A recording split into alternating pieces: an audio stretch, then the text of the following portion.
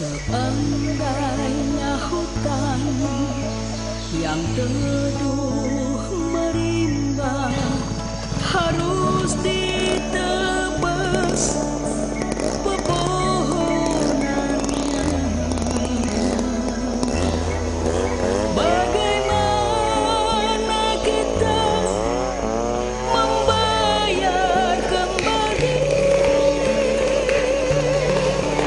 pada bumi yang menumbuhkannya.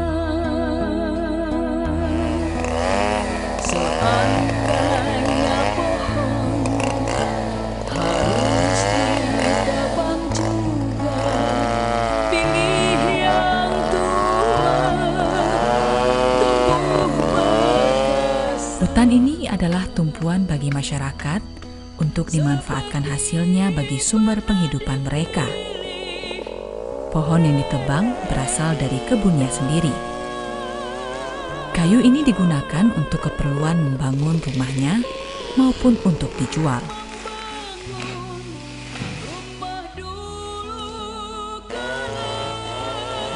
Selama pekerjaan Sinso selama 4 tahun, pemotongan kayu cuma di desa-desa, tidak ada di hutan. Yang dilayani yang banyak Pak, upahan Pak, masyarakat tuh. Upahan kayu-kayunya per kubik untuk rumah.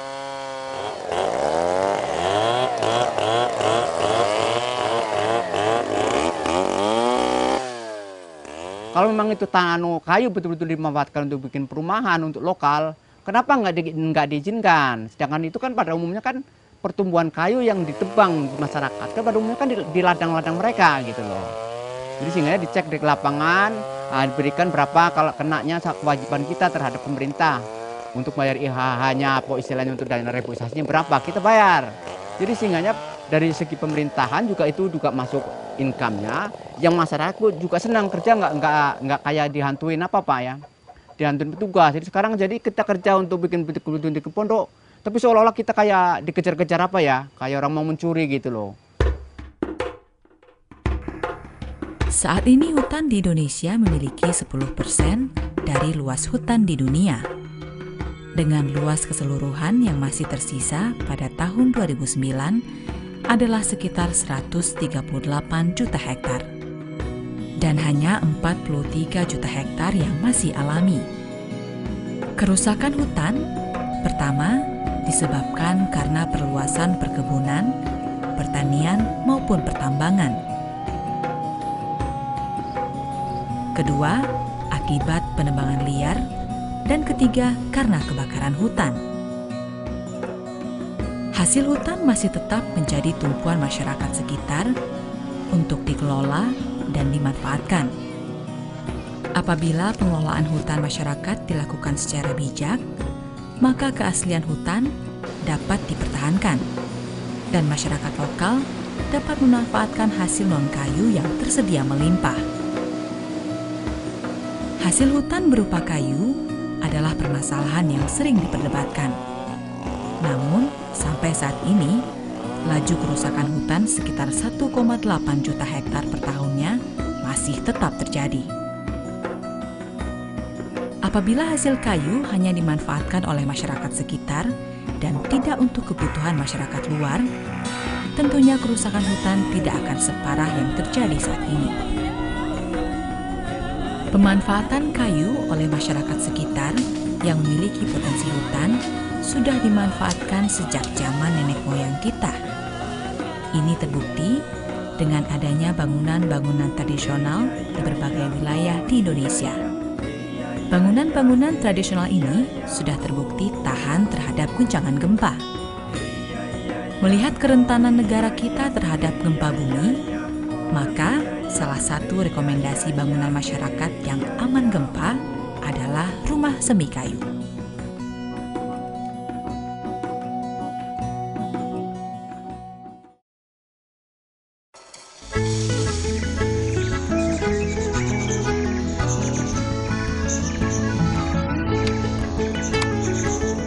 Membuat pondasi bangunan. Pasanglah papan bauplang sebagai panduan lokasi bangunan dan ketinggian bangunan. Ketinggian bangunan ditentukan berdasarkan pel banjir atau ketinggian air yang tergenang di tempat ini.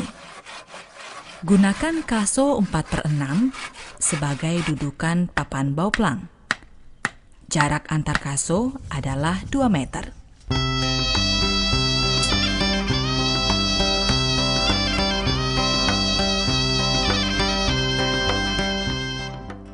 Lakukan pengukuran ketinggian dengan menggunakan selang air.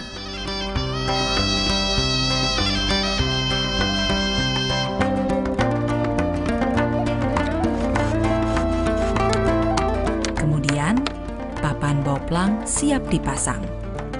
Ukuran rumah yang akan dibangun adalah 4 x 6 meter persegi. Bentangkan benang sebagai acuan pusat galian atau as bangunan. Jarak benang dan papan bauplang adalah 1 meter. Kita rentang benang, gali tanah, batu pasang. Rumah Pembuatan pondasi ini dapat dilakukan secara gotong royong. aturannya. Rumah amal gampang, uang pondasinya. Galilah lubang pondasi dengan lebar minimum 80 cm.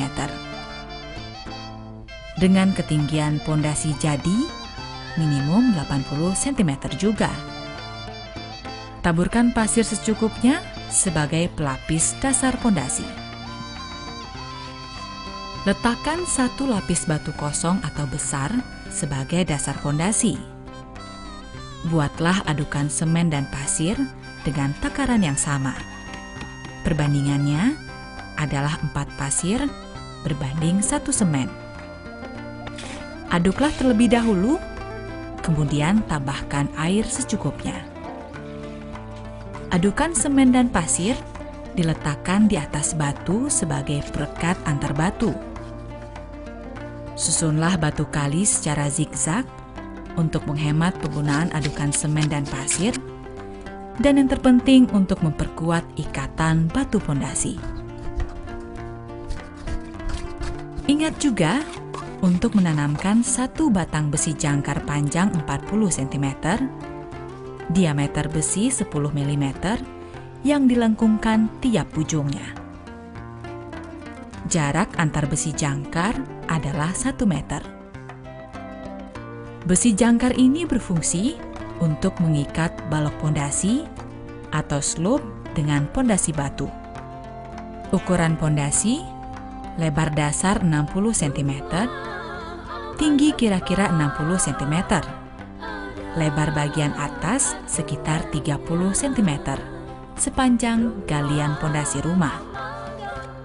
Setelah selesai, tunggulah pondasi mengeras beberapa hari, sambil mempersiapkan rangkaian besi untuk slope dan tulangan kolom. Ada aturannya.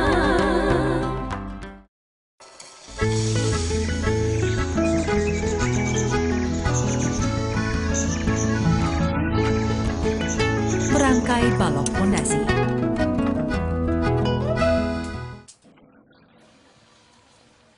Tulangan yang digunakan untuk balok pondasi maupun kolom berdiameter 10 mm.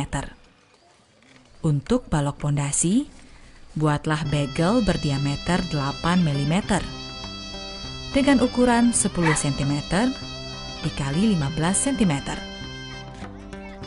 Ujung-ujung bagel dibengkokkan 135 derajat agar bagel ini mengikat tulangan balok. Pada tiap ujung tulangan, sisakan besi sepanjang 48,5 cm untuk dibengkokkan. Bengkokan pertama adalah 6 cm, bengkokan kedua adalah 40 cm atau 40D. Masukkan bagel ke dalam tulangan balok pondasi. Tempatkan bengkokan bagel secara zigzag agar kekuatan ikat bagel tersebar secara merata sepanjang balok pondasi. Ikatlah bagel dengan tulangan balok pondasi. ujungnya tak ada yang lepas, semua saling mengikat.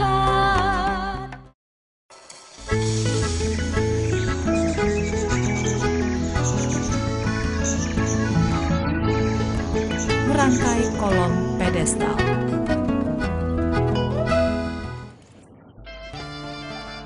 Kolom pedestal berfungsi sebagai alas balok kolom kayu. Buatlah tulangan pedestal berdiameter 10 mm, tinggi 20 cm, dan bidang yang dilengkungkan 40 cm sebagai pengikat balok pondasi. Buatlah bagel dengan menggunakan besi berdiameter 8 mm. Ukuran bagel 10 cm kali 10 cm. Pasang bagel pada besi tulangan dengan jarak sekitar 10 cm. Buatlah beberapa rangkaian kolom pedestal sesuai kebutuhan penempatan balok kolom kayu.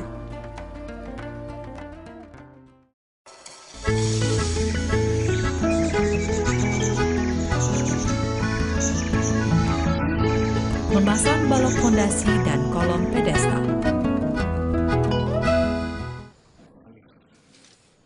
Pada pertemuan sudut, kaitkan rangka balok pondasi.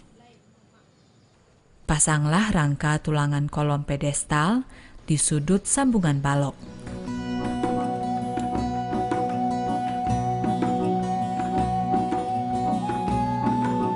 Pada sambungan tengah, kaitkan juga antar rangka balok pondasi dengan tulangan kolom pedestal. Besi-besi ini diwarnai untuk memperjelas hubungan masing-masing ikatan balok pondasi dan kolom pedestal. Buatlah tahu beton dengan ukuran 5 cm x 5 cm dengan ketebalan 2,5 cm. Tahu beton berfungsi untuk mengganjal besi slope agar berada tepat di tengah-tengah balok pondasi. Siapkan plat baja ukuran 4,40 mm berbentuk U. Panjang besi jangkar adalah 40 cm dan dilengkungkan 135 derajat pada bagian ujungnya sebagai pengikat pondasi. Tempatkan plat baja di tengah-tengah balok kolom pedestal. Pasang papan bekisting untuk balok kolom pedestal. Ukuran bekisting adalah 13 cm kali 13 cm dan ketinggian 8 cm.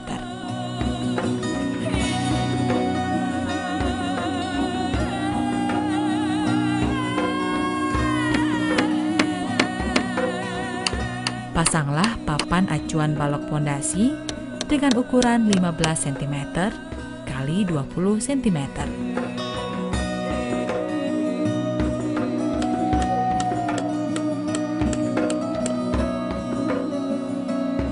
Lakukan pengecoran sepanjang balok pondasi. Dengan menggunakan campuran beton, 3 kerikil, berbanding 1 semen,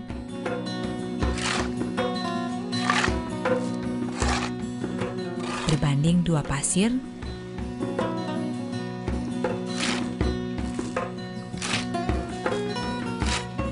ditambah air secukupnya.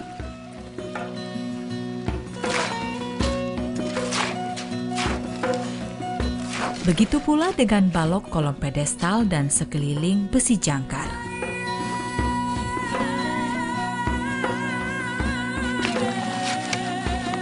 Posisikan plat baja lurus dengan benang as bangunan. Proses pengecoran harus dilakukan sekaligus agar coran menyatu dan kuat. Untuk membuka papan acuan, tunggulah minimal 3 hari sampai coran benar-benar kering.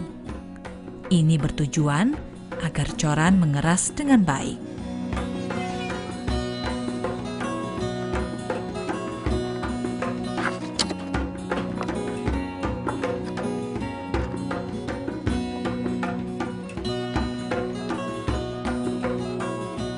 Lakukan penyiraman secara berkala untuk menghindari rapuhnya beton akibat panas matahari.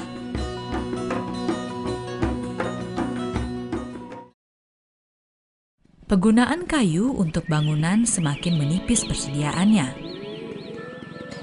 Bagi masyarakat yang memiliki potensi hutan di wilayahnya, tentu masih bisa memanfaatkan kayu hutan tersebut untuk membuat rumahnya. Bagaimana dengan masyarakat yang tinggal di wilayah yang potensi hutannya sudah habis atau sudah tidak ada? Rumah batu bata maupun batako adalah standar rumah masyarakat di Indonesia. Namun, di beberapa tempat, pembakaran batu bata masih menggunakan kayu bakar sekitar 3 truk sedang.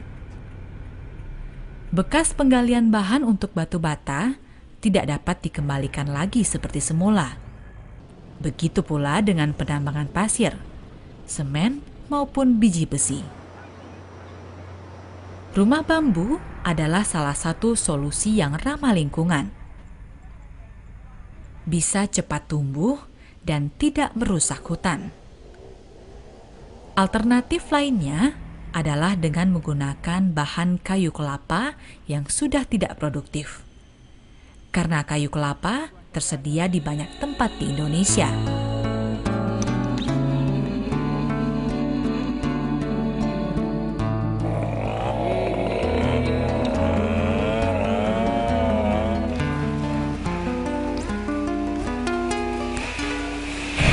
Dalam film ini, bangunan semi kayu untuk rumah yang aman gempa menggunakan bahan dari kayu kelapa.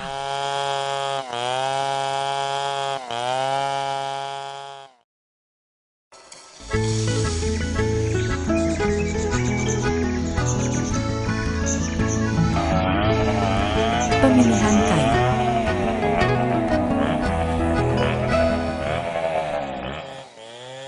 Serat kayu kelapa terputus-putus sehingga tidak cukup kuat untuk menahan beban yang berat. Berbeda dengan jenis kayu konvensional untuk bangunan yang memiliki serat menyatu dari pangkal sampai ke ujung atasnya. Namun, kelemahan ini dapat diperbaiki dengan melakukan pengolahan maupun pemilihan kayu kelapa yang benar. Lakukan pemilihan kayu kelapa yang sudah tua atau yang sudah tidak produktif lagi. Serat kayu ini akan lebih kuat dan tahan lama. Bagian luar pada pangkal sampai pertengahan batang dikategorikan kayu kelas 2, sedangkan bagian tengah batang sampai pucuk diklasifikasikan sebagai kayu kelas 3 atau 4. Batang kelapa dikategorikan dengan tingkat keawetan rendah, sehingga diperlukan pengawetan.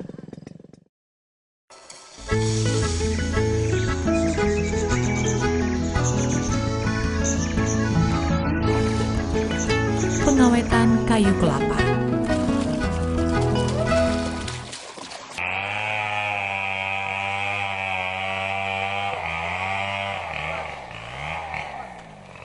Kayu kelapa yang sudah ditebang lebih baik direndam dengan menggunakan asap cair grade 3 dengan perbandingan 1 asap cair ditambah 5 air. Perendaman dilakukan minimal 3 hari. Penggunaan asap cair lebih ramah terhadap lingkungan. Kayu kelapa yang berumur di atas 100 tahun diperlukan proses pengeringan saja, karena kayu ini sudah sangat kuat dan warnanya kehitaman. Cara tradisional yang dilakukan secara turun-menurun untuk mengawetkan kayu kelapa ini adalah dengan merendamnya di dalam air yang berlumpur minimal selama 3 bulan untuk menghilangkan hama maupun zat organik yang masih terdapat dalam kayu dan tahan terhadap berbagai macam cuaca. Angkatlah kayu kelapa dari dalam air dan lakukan penjemuran dengan cara diangin-anginkan. Hindari panas terik matahari secara langsung. Setelah melalui proses pengeringan, maka batang kayu siap untuk digunakan.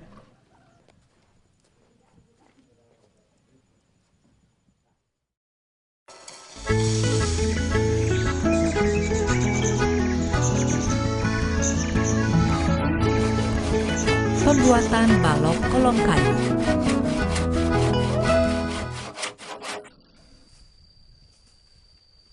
Untuk kebutuhan tiang bangunan, pilihlah kayu kelapa yang sudah berumur lebih dari 100 tahun. Gunakan balok 12 cm kali 12 cm yang telah diketam atau dihaluskan terlebih dahulu. Buatlah lubang pada bagian atas untuk memasukkan balok lintel atau balok melintang atas.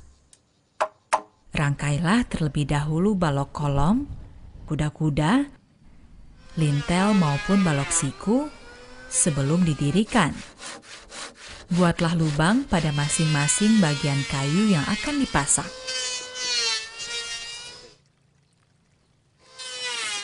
Dan pastikan kebutuhan pasak terpenuhi di seluruh komponen bingkai bangunan. Apabila seluruh tiang kolom telah siap, pasanglah tiang kolom pada masing-masing posisi bangunan.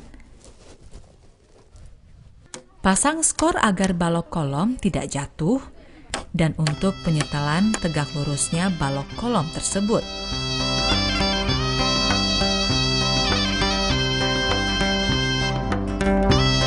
Lalu, pasanglah balok lintel dengan menggunakan kayu 6/12.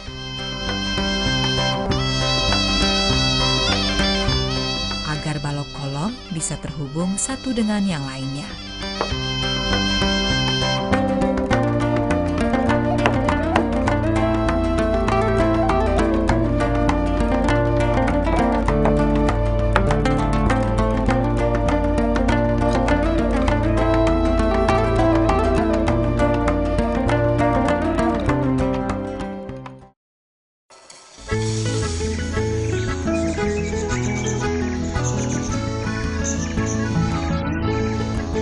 Pembuatan rangka atap.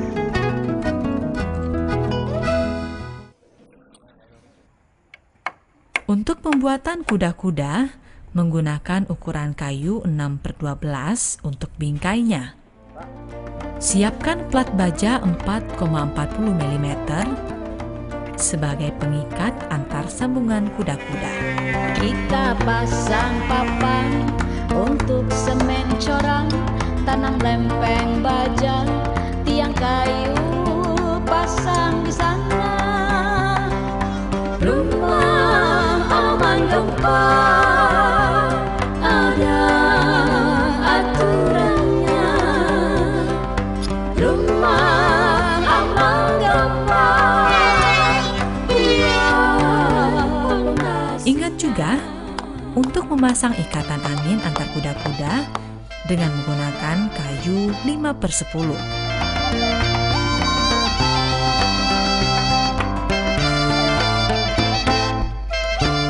Pasang juga balok kuda-kuda pada bagian atas dengan menggunakan kayu 6/12 sebagai dudukan puncak atap.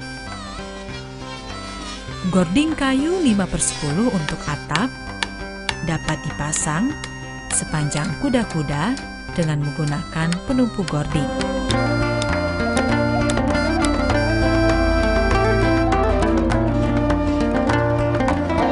Pasang juga ikatan angin horizontal untuk memperkuat kuda-kuda atap akibat gaya putar gempa bumi.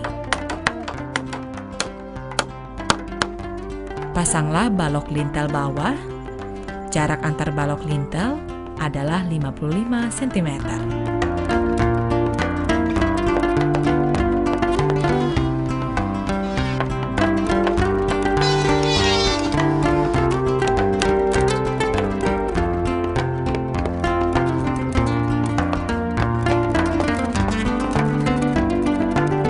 Perkuat antar balok lintel dengan menambah siku-siku. Kayu untuk siku menggunakan kayu 6 6/12. Pasanglah di setiap pertemuan balok kolom dan balok lintel. Rumah aman gempa.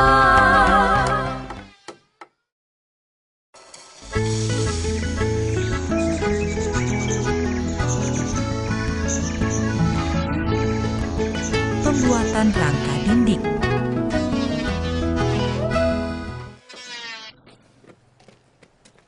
Tentukan terlebih dahulu di mana letak jendela maupun pintu rumah. Bingkai untuk jendela, lubang angin maupun pintu rumah bisa menjadi salah satu bagian dari perkuatan dinding.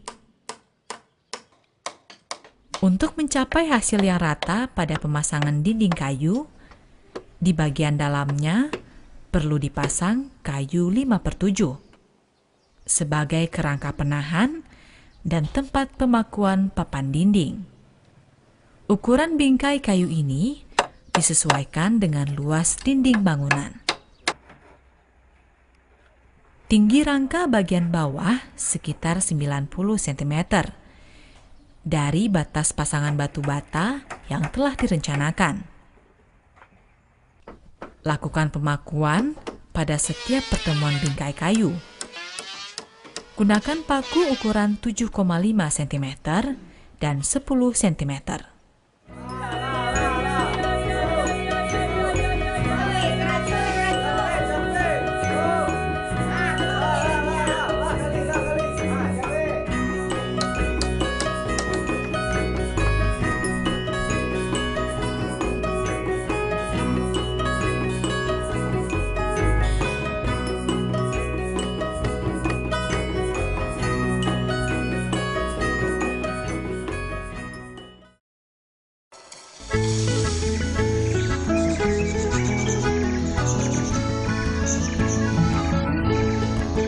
Pemasangan batu bata.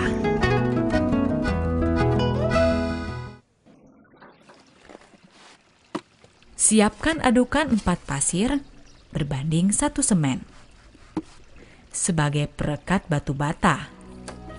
Ditambah air secukupnya.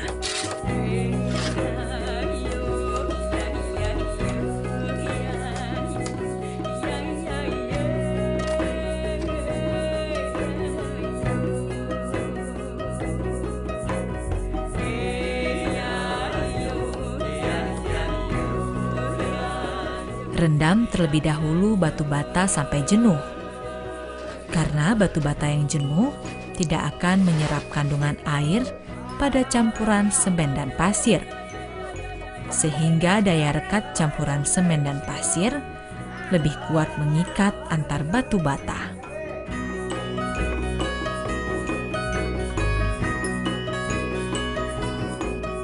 Pada tiang kolom, pasanglah beberapa paku 10 cm sebagai pengikat antara dinding batu bata dan balok kayu. Batu bata yang sudah terendam dipasang secara zigzag di atas balok pondasi. Pasanglah dinding bata untuk bagian bawah sekitar 90 cm atau sampai batas rangka dinding kayu. Tinggi spasi campuran pasir dan semen antara 0,8 sampai dengan 1,5 cm.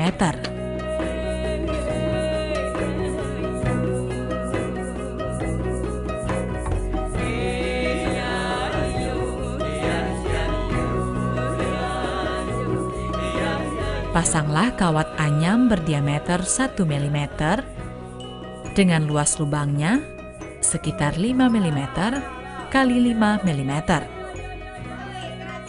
Kawat anyam berfungsi untuk memperkuat dan mengikat dinding batu bata dan balok tiang. Lebar kawat anyam masing-masing sisi sekitar 50 cm.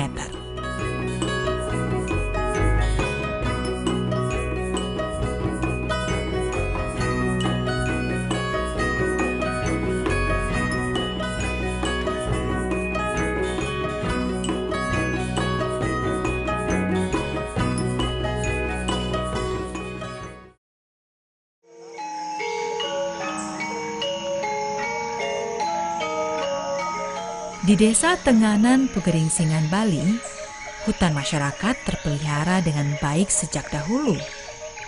Masyarakat memanfaatkan hasil hutan sesuai dengan kebutuhannya dan diatur oleh peraturan secara adat. Sebelum aturan lingkungan hidup dan undang-undang kehutanan, di mana Tenganan Pegeringsingan sudah memiliki aturan yang sudah sejak dulu yang diwarisi oleh leluhur kami. Di samping itu ada pengaturan, tidak boleh artinya menebang kayu tidak untuk peruntukannya. Kemudian kalau menjarangkan itu ada aturannya, tetap dilaporkan, tetap diadakan oleh pemeriksaan oleh ketiga utusan desa, tapi bukan kita yang menentukan utusan inilah yang menentukan yang kayunya yang mana menurut pengapih itu penjarangan. Kalau terjadi pelanggaran terhadap penebangan, dia harus membayar denda kepada desa. Kemudian kayu itu diambil, ditambah lagi harga kayu yang ditebang. Dalam pengaturan beberapa buah-buahan, yaitu durian, pangi, kemiri, tehep, 4 buah-buahan ini tidak boleh dipetik oleh pemiliknya. Baik itu milik desa, kemudian milik pribadi. Tidak boleh. Karena ditunggu buah itu supaya tua, setelah dia jatuh, semua warga berhak. Kalau pemiliknya tidak mencari ke lokasi tersebut, dia tidak akan mendapatkan apa-apa. Kalau dia memetik buah-buahan larangan tadi, dia akan didenda 10 catu, yaitu 25 kg beras, ditambah berapa buah yang dihargakan dengan uang. Hutan sebagai penjaga ekosistem, penyimpanan air, sumber makanan, dan obat-obatan. Apabila hutan sudah dirusak, maka alam sudah tidak akan bersahabat lagi kepada manusia. Seperti terjadinya perubahan iklim, bencana longsor, banjir, hilangnya sumber makanan dan obat-obatan, serta hilangnya spesies makhluk hidup. Hasil hutan memang menjadi tumpuan sumber penghasilan bagi masyarakat. Alangkah bijaknya apabila kita juga menjaga hutan untuk keberlangsungan hidup manusia.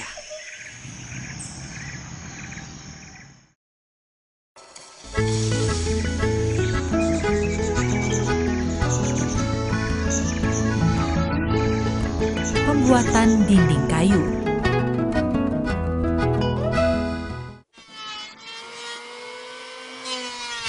Gunakanlah papan yang telah diketam. Ukuran papan untuk dinding adalah 2 cm kali 20 cm. Terdapat 2 cara umum yang digunakan dalam memasang dinding papan, yaitu pertama dengan cara pemasangan tumpuk.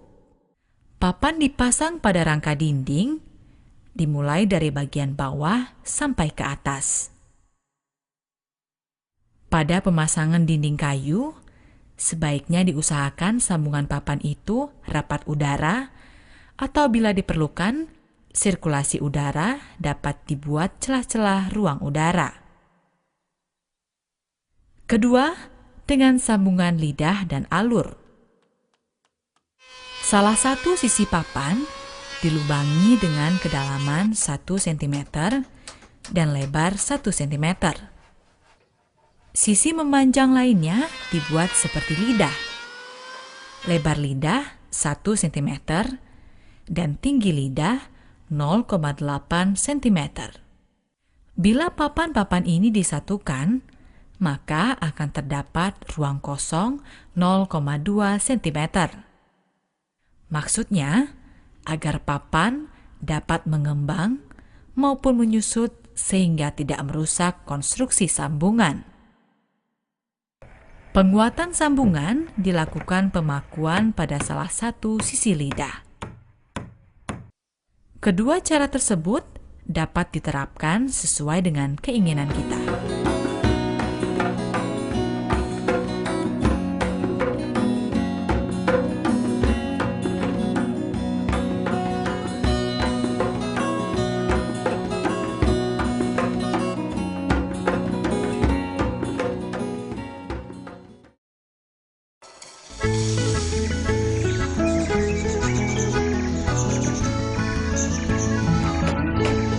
Pemasangan atap rumah.